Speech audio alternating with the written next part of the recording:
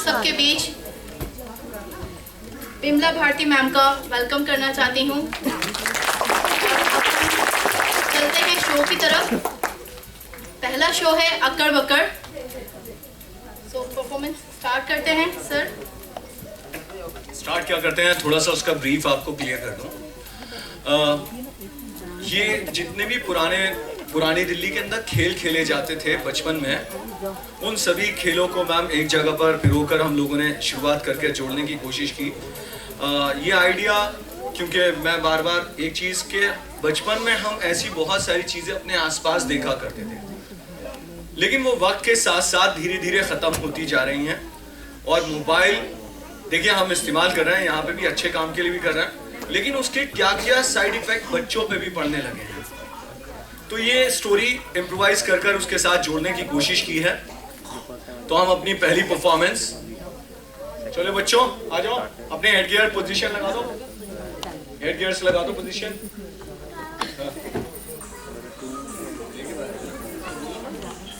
तो अक्कड़ बक्कड़ के बारे में तब तक वो बता दें जब तक बच्चे हेड गियर्स। प्ले का नाम है अक्कड़ बक्कड़, किस्सा बचपन के खेलों का। इसका एम है, जो मैं आपको बताने जा रही हूँ, side effects of technology. This tale will take you around the memories of our grandparents, the memories of our grandparents sitting with us under the shade of the tree and narrating numerous exciting stories similar in this tale are beginning narrated by the Akkad Bakkad Baba. The story has some children belonging to 2050 who lives in a robotic world where games are played only on laptops and other gadgets, where capsules neutralize their emotions, quench hunger. On the other side, there is a world where there are emotion, fun, games, hunger, friendship, love, and this world of this Akkad Bakkad Baba. Akkad Bakkad world, the children wanted to know more. Akkad Bakkad Baba then narrates 3 stories. Tales related to house, sightseeing and fun-related tales, and school and sports related. At the end, the children realized that this was so much better than the robotic world of 2050, where is life not so real. Thank you. तो अब आपके बीच में आ रहे हैं मेरे वो कारनामे वाले बच्चे, वो शरारती बच्चे जो अपनी मस्ती में मगन होकर आपको खेल खेल में दिखाने जा रहे हैं अपने बचपन के खेल। तो हो जाए तैयार हैं आप लोग? आवाज नहीं आई मुझे? तो बस तो शुरू करते हैं। पोजीशन, पहुंच जाओ सारे जल्दी से, शाबाश। मैं शो से पहले आप लोगों से एक गुजारिश करना चाहती हूँ कि जो आपके हाथ में सेल फोन है ना, प्लीज उसे साइलेंट मोड पे कर दीजिए।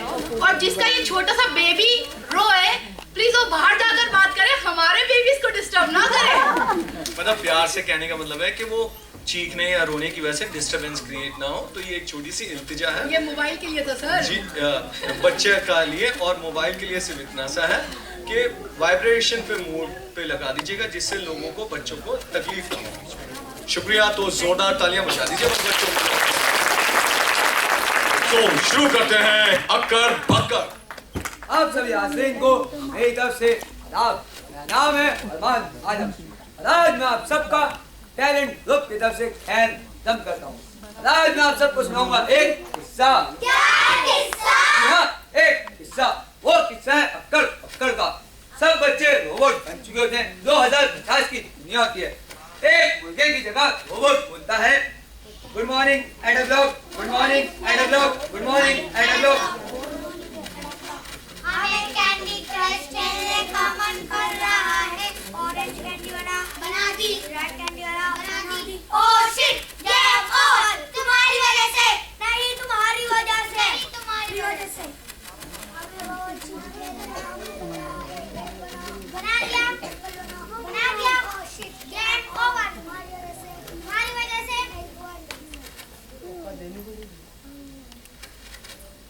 हम सब एक साथ खेल रहे हैं। राइट लो, ले लिया। लेफ्ट लो, ले लिया। स्लिप करो, कर लिया। ओह शिट,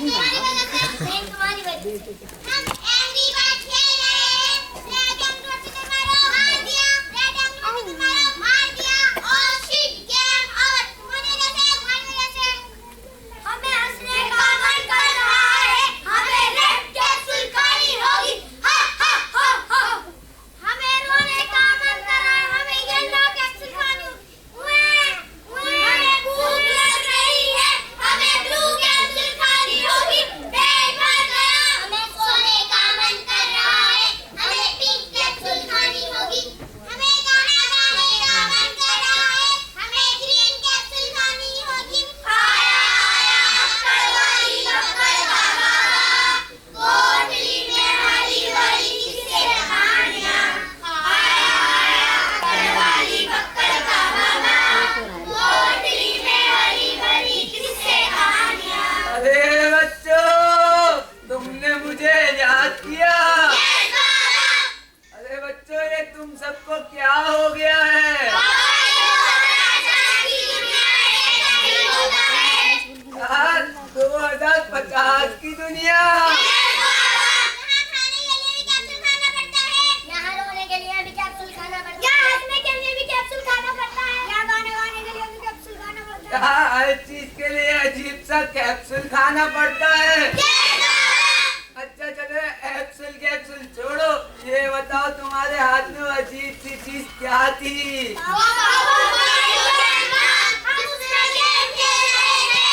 क्या बच्चों तुम दिन भर बस उसी में खेलते रहते हो अच्छा बच्चों तुम्हें पता है हमारे जमाने में तो कई सारे खेल हुआ करते थे ऊंच नीच का फाफड़ा पकड़म पकड़ाई अक्कड़ वक्कड़ क्या तुम सब वो खेल खेलना चाहोगे तो बेटा ये लो मेरे चमत्कारी सिक्का जो कर देगा तुम सबको हक्का वक्का ये सिक्के अपने हाथ पे रगड़ते ही तुम मेरी खेल खिलौनों की दुनिया में पहुंच जाओगे तो बच्चों अब ये सिक्के अपने अपने हाथों में रगड़ लो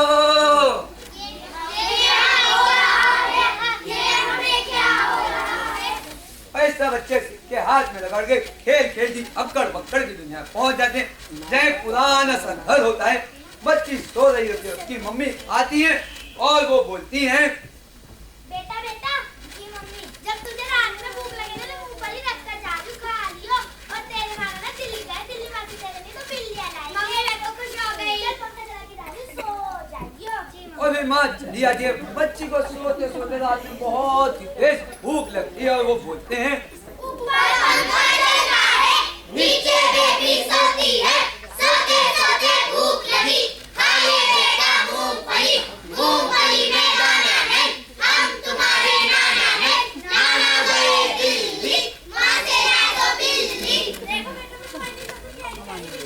नाना जी बहुत प्यारी है बिल्ली ने मारा पंजा नाना हो गया गंजा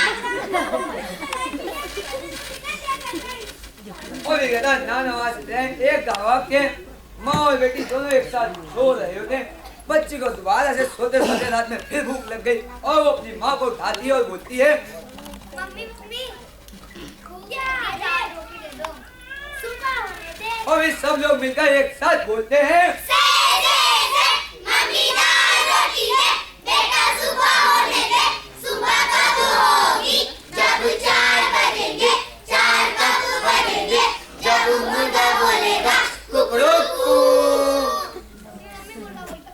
खाना खाती बकरी की तरह सूखती लकड़ी की तरह माँ बच्ची को मारते खाना खिलाने ले जाती है एक गाँव के गर्मी का मौसम भाई बाप बड़े ही मजे से घर में बैठ के अखबार पढ़ रहा होता है और वो बोलता है राम राम राम इधर टुन्नी बदनाम हो रही है इधर शीला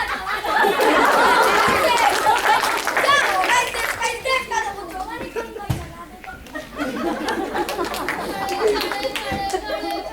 पापा जी तेरी बच्ची नीचे बैठ अभी एक आवाज में खड़ खाती रहेगी नहीं नहीं अरे कुछ काम करिए अभी नीचे बैठ भाग जाओ अभी नहीं मेरी बात को टाला भाग जाओ ऐसे क्या है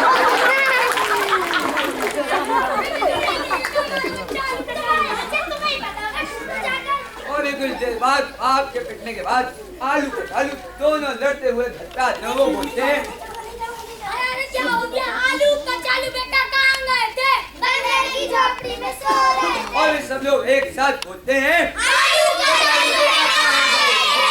बंदर की झोपड़ी में सो रहे हैं। बंदर की झोपड़ी में सो रहे हैं। क्या मैं बच्चों को नमस्कार करना है बेटा? मम्मी को बुलाता हूँ। मम्मी को चटनी सिखा के ना पापा ने भाग्यवान ऐसे क्या है?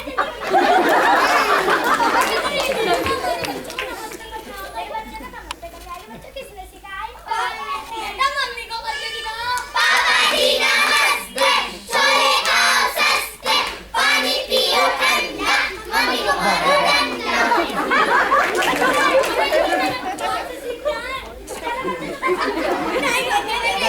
तुम्हारा पापा वाले कभी मेरा गाय जब तुम जाओगे, भाग्यवान तब तो कभी स्कूल नहीं गया, बिठा दे इनको कबाड़ी की दुकान।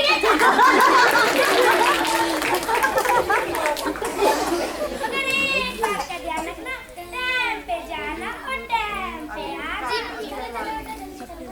जी तुम कहाँ चले? छोड़ने जाना, रास्ता कौन छोड़ेगा? कपड़े कौन धोएगा? झाड़ू कौन लगाएगा? मगर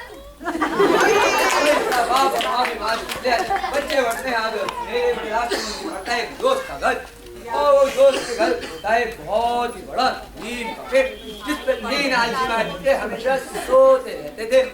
और कभी दोस्त अपनी दोस्त को आवाज लगाते हैं बच्चे, और वो बोलते हैं मरियम, मरियम, मरियम, क्या है?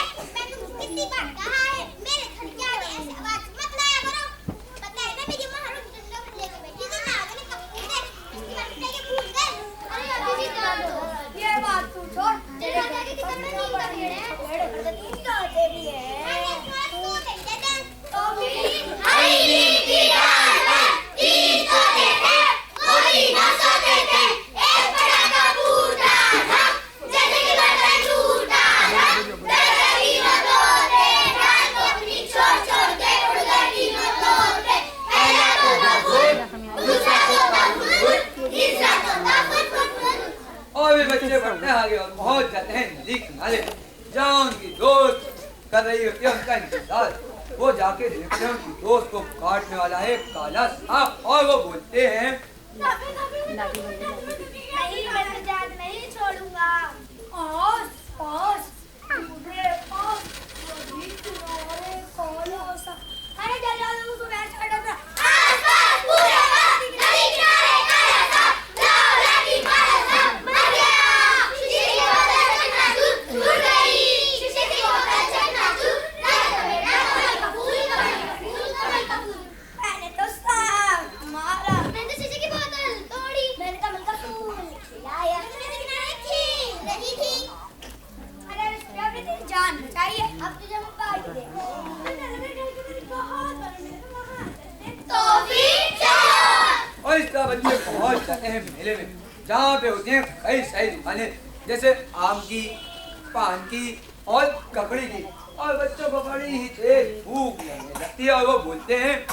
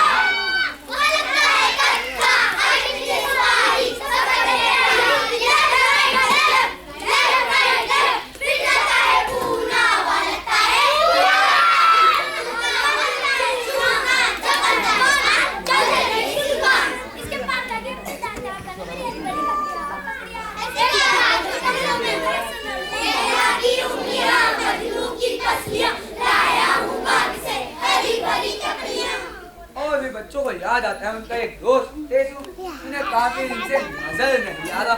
सब केस को ढूंढने में लग जाते हैं और वो बोलते हैं केसू, अरे ओ केसू। अरे देखो तेरा मॉडल सीधा खड़ा। आयु केसू, भूख लगी क्या खाई? दही बट्टा। दही बट्टा। बड़े ले लो, दही बड़े, ताजे ताजे दही बड़े। 5 वाले गंदे, 10 वाले अच्छे। एक काम कर सकते हो, 10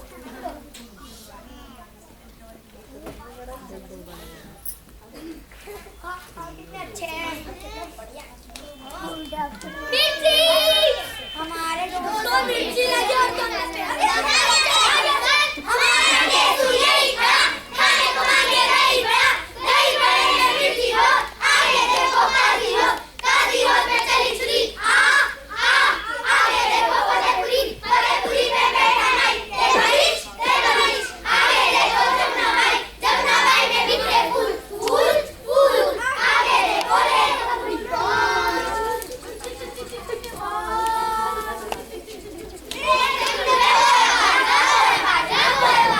आगे देखो शहंशाह रहुआ, आगे देखो गाजे बनके खाया आगे देखो हापुड़ में से निकली, आगे देखो गंगा जी पे लगाए गोटे गुरुड़। और ये बच्चे अजीब अजीब सी बातें कर रहे थे, मन गढ़ंत कहानियां बनाए। काश ये आसमान आधा होता, धरती नीली होती। और तभी एक बच्ची बोलती है अरे यार ये दुनिया बदल क्यों ना आसमान को हरा बना दे। नीली पहले नीली गाड़ी ऊपर नीचे लाना फिर क्या होगा? आसमान को हरा बना दे। नीली पहले नीली गाड़ी ऊपर नीचे लाना फिर क्या होगा? कोयल के सुर में न बोले कू कू, उल्लू सिर में आके बोले आ। कोयल के सुर में न बोले उल्लू सिर में आके बोले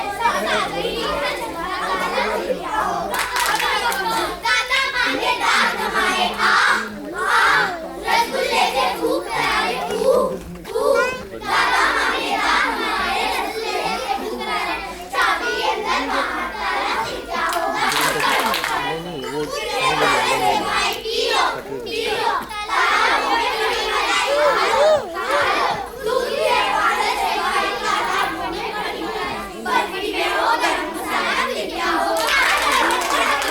और तभी एक बच्ची को याद आता है कि अब वो स्कूल के लिए लेट हो रहे हैं। वो बोलती है अरे यार तुम्हारी क्लास में ना टीचर आ गई होगी, तो फिर चलो। और इस तरह बच्चे पहुंच जाते हैं अपने क्लासरूम में।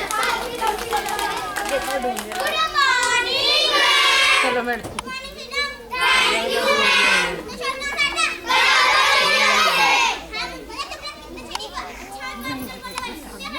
मुझे पता है तुम लोग इतने पास नहीं आई। मैडम आपकी कसम सारी रात जागे हम, कहीं न बढ़ाएगा पहला पेपर हिंदी, जिसमें निकली हिंदी, दूसरा पेपर उर्दू, जिसमें निकली खुशबू,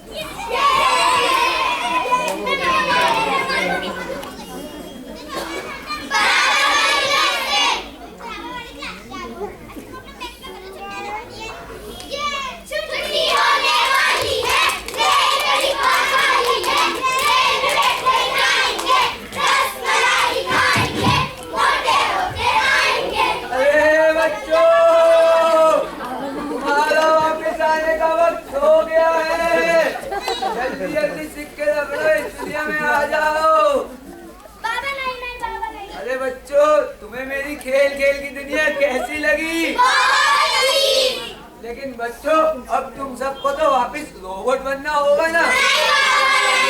अरे नहीं बच्चे, तुम्हारे माँ बाप बैठे यही तो चाहते हैं कि तुम सब रोबोट बनो।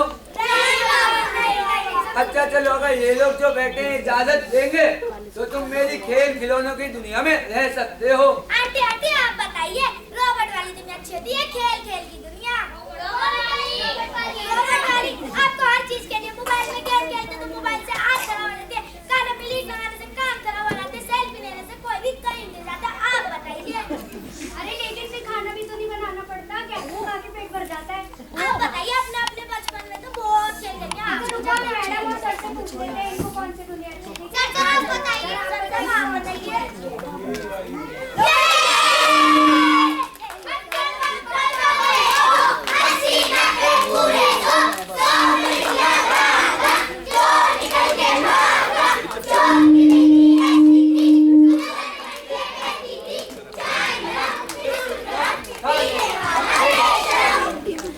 आज का हमारा किस्सा यही पूरा होता है। हम आपसे फिर मिलेंगे नए तब तक के लिए।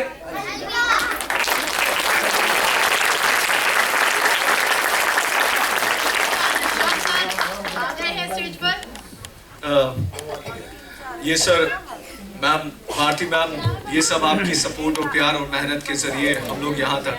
बिल्कुल मैम, आपके ही बच्चे हैं, आपकी बदौलत हम लोग इन बच्चों को सही इस्तेमाल कर पा रहे हैं। मेरे बीच में अजीज सर भी आ चुके हैं, हर बार आते हैं, उनकी सरपरस्ती बहुत। अजीज कुरैशी सर हमारे बीच में हैं। सर आप भी अगर इधर आ जाएंगे तो मुझे अच्छा लगेगा। सर जब जब आते मेरा हौसला और बढ़ जाता है। इसके अलावा हमारे स्कूल प्रिंसिपल्स और स्टाफ के साथ ही एक ऐसे डायनामिक टीचर का जिक्र करना मेरे लिए बहुत ज़रूरी है। प्रिंसिपल तो है ही, एक डायनामिक टीचर्स जिनमें अल्लामुद्दीन साहब, मैं चाहूँगा जो वो स्टेज पर आए, प्लीज़ अपना एक्सपीरियंस ज़रूर शेयर करें।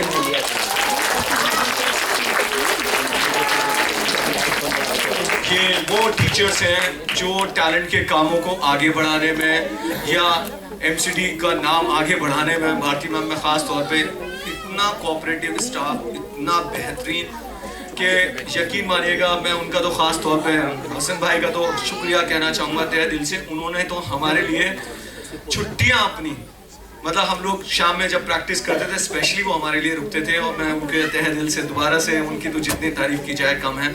और हमारे बीच में शाइन किया मैम, ये अच्छी बात है। चाहूँगा कि साहब उनको क्या लग रहा है, और वो काफ़ी लंबे समय से ऑब्जर्व भी कर रहे हैं हमारे काम को। प्लीज़। अस्सलाम वालेकुम, आदाब, नमस्कार।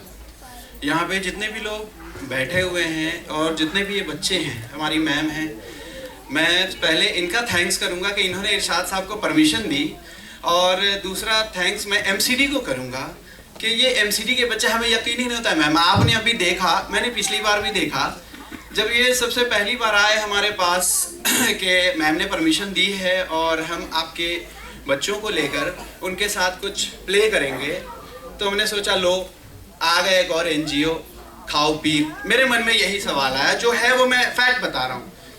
लेकिन जैसे जैसे इन्होंने मेहनत की और सुबह से शाम तक बच्चों के साथ लगे रहे, तो थोड़ा सा मेरा जो गुमान था वो चेंज हुआ। मैंने कहा नहीं, ये सिर्फ वैसे वाले नहीं हैं, ये कुछ और ट्रैक पे ले जा रहे हैं बच्चों को।